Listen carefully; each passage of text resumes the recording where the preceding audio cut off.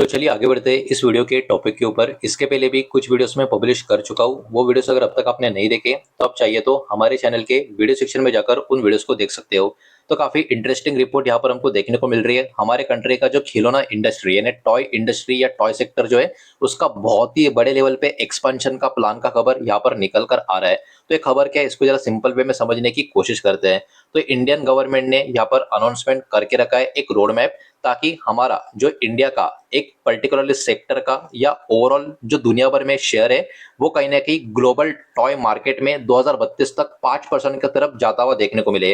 अब आप सोचेंगे 5%, ठीक है, अच्छा नंबर है, लेकिन फिर भी इतना बड़ा नहीं है। लेकिन आपको समझना होगा, टॉय इंडस्ट्री की बात करें ग्लोबल लेवल पे तो इंडिया करंटली लेस देन 1% का शेयर ग्लोबल टॉय मार्केट में यहाँ पर प्ले कर रहा है। तो आप समझ सकते हो हम इस टॉय मार्केट में पूरी दुनिया में कितना नीचे और पीछे यहाँ पर रहते हुए देखने को मिल रहे हैं। तो 2032 तक 5% का मार्केट शेयर करना और ये हो गया तो आप समझ सकते हो इस इंडस्ट्री के कंपनीज में कितनी बड़ी ग्रोथ यहाँ पर हमको देखने को मिल सकती है।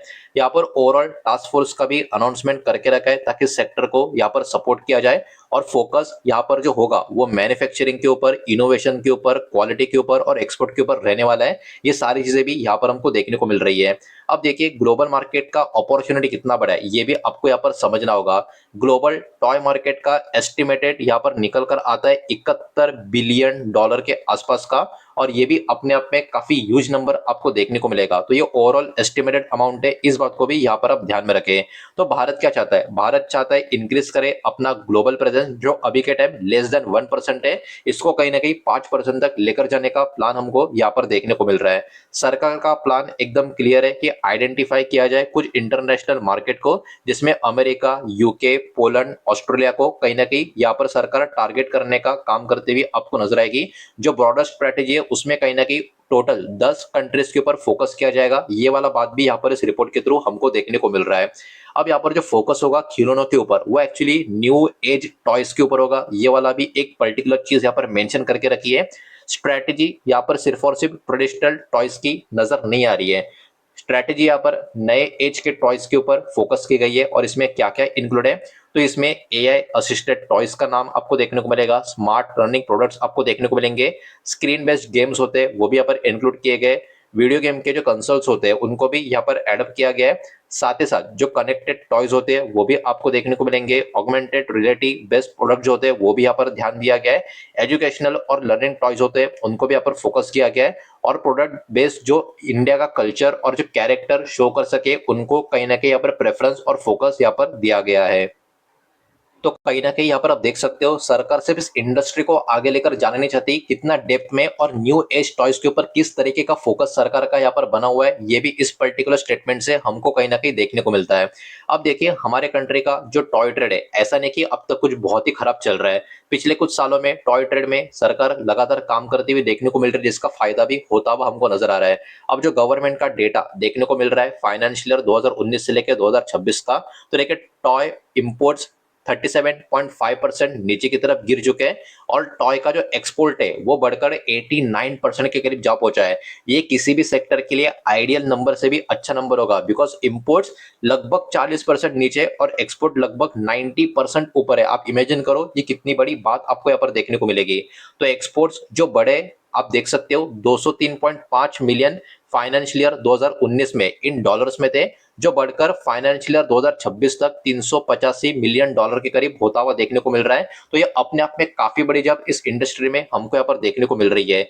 इंपोर्ट्स में बहुत ही बड़ा डिक्लाइन है, 371 मिलियन डॉलर का इंपोर्ट था वो भी कम होके 232 मिलियन डॉलर के आसपास पहुंच चुका है सेम पीरियड में। मतलब कहीं ना कहीं पिछले कुछ सालों में हमारा जो टॉय इंडस्ट्री जो है, टॉय सेक्टर जो है वो कहीं ना कहीं काफी जबरदस्त तरीके की ग्रोथ दिखाता हुआ हमको यहाँ पर देखने को मिल रहा है। अब यहाँ पर थोड़ा सा आगे बढ़ते हैं नेक्स्ट पॉइंट की तरफ, मैन्युफैक्चरिंग और क्वालिटी के ऊपर क्या पॉइंट देखने को मिल रहा है। इंडिया लगातार काम कर रहा है मजबूरी देने के लिए हमारा डोमेस्टिक टॉय मैन्युफैक्चरिंग को, क्वालिटी के स्टैंडर्ड भी यहाँ पर इंप्रूव होते हुए देखने को यहाँ पर मिले हुए हैं।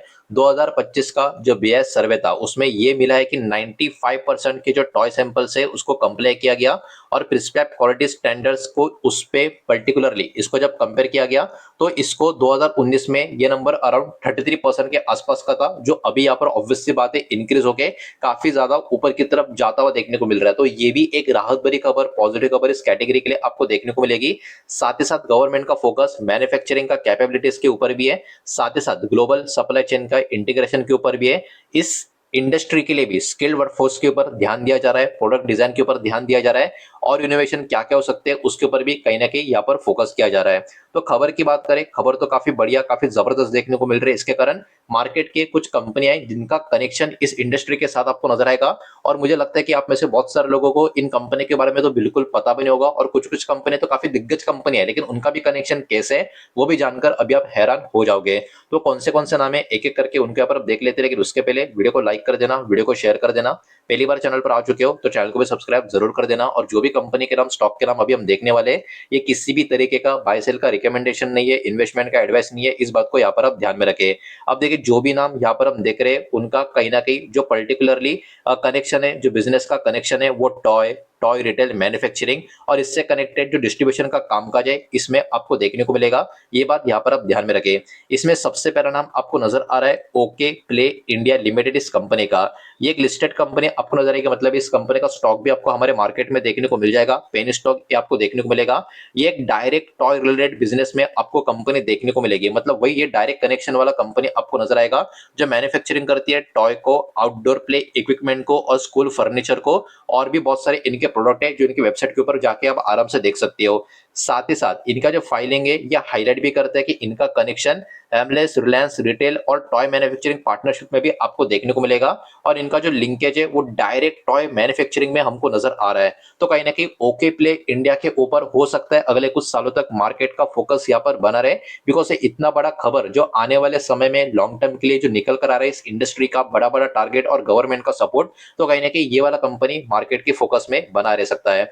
उसके बाद है दोस्तों brain based solution limited, first cry के नाम से भी इसको आप जानते होंगे। तो देखिए फर्स्ट क्राई क्या करती है, ऑपरेट करती है चिल्ड्रन प्रोडक्ट्स और रिटेल स्पेस को। अब इसमें टॉय जो है ये भी इनका एक प्रोडक्ट कैटेगरीज में आपको देखने को मिलेगा जो इनके प्लेटफॉर्म के थ्रू सेल होता हुआ नजर आता है।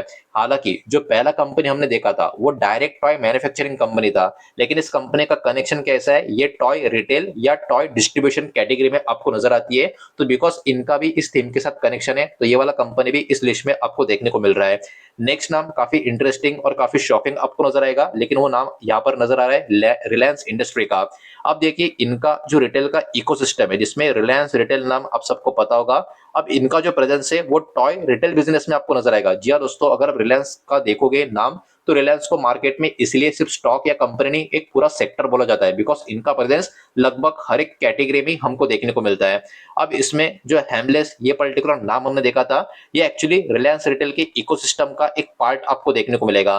तो इस कारण ये वाला कंपनी भी इनडायरेक्टली टॉय वाला कैटेगरी में कहीं ना कहीं कनेक्शन में आपको नजर आता है। तो ये इनडायरेक्ट कैटेगरी की वजह से आपको देखने को मिलेगा टॉय रिटेल और टॉय डिस्ट्रीब्यूशन कैटेगरी की या कनेक्शन की वजह से। तो रिलायंस इंडस्ट्री का स्टॉक भी कहीं ना कहीं यहाँ से इस रिपोर्ट की वजह से फोकस में रह सकता है। आखिरी स्टॉक दोस्तों एमआरएफ। अब आप सोचोगे टायर बनाने वाला कंपनी कैसे यहाँ पर कनेक्शन में आया, तो इसका भी स्टोरी काफी इंटरेस्टिंग है। एमआरएफ एक प्रमोटर की तरह काम करती हुई देखने को मिल रही है।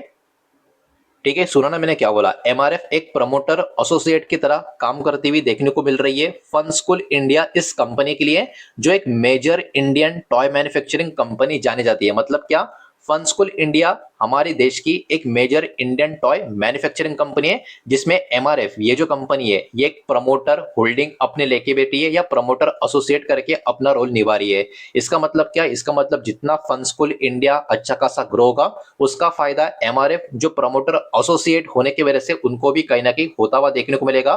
तो इनडायरेक्टली एमआरएफ का स्टॉक भी मार्केट की नजर में बना रहेगा। फन स्कूल मैन्युफैक्चर भी करती है और डिस्ट्रीब्यूट भी करती है टॉयज, अलग अलग मल्टीपल कैटेगरी के, और एक्सपोर्ट एक्टिविटी भी इनकी हमको देखने को मिलती है।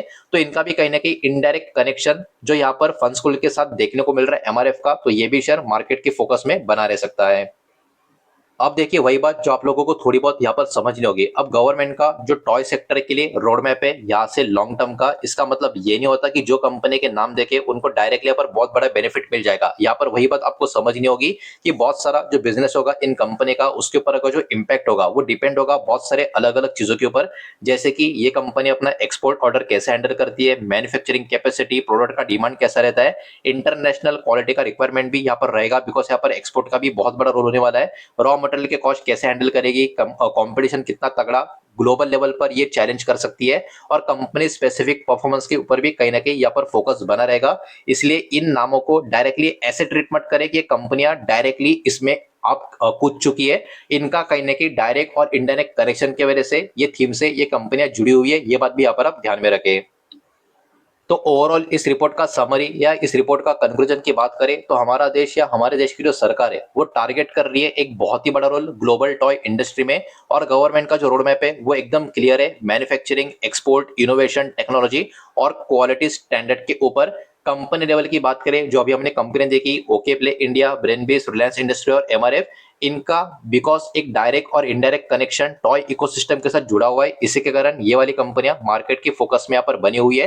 लेकिन जो बात अभी हमने देखी कि बिजनेस का परफॉर्मेंस, ऑर्डर, एक्सपोर्ट, एग्जीक्यूशन, इनके ऊपर डिपेंडेंसी रहेगी कि इस तरीके का फायदा या पर्टिकुलर आने वाले समय में इन कंपनियों का इसके ऊपर एक रिएक्शन आता हुआ हमको देखने को मिलेगा।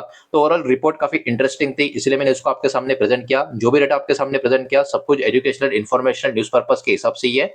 किसी भी तरीके का इन्वेस्टमेंट का एडवाइस या स्टॉक का रिकमेंडेशन मैं आपको दे रहा नहीं हूं, नहीं मैंने आपको दिया है, इस बात को भी यहाँ पर आप ध्यान में रखें। उम्मीद करता हूँ वीडियो समझ आया होगा, पसंद आया होगा तो वीडियो को लाइक करें, दोस्तों शेयर करें, पहली बार चैनल पर आ चुके हो तो सब्सक्राइब भी कर देना, और कोई भी स्टॉक में निवेश करने से पहले खुद की स्टडी रिसर्च जरूर करें, फाइनेंशियल की सलाह जरूर ले। मिलते हैं नेक्स्ट वीडियो में, धन्यवाद।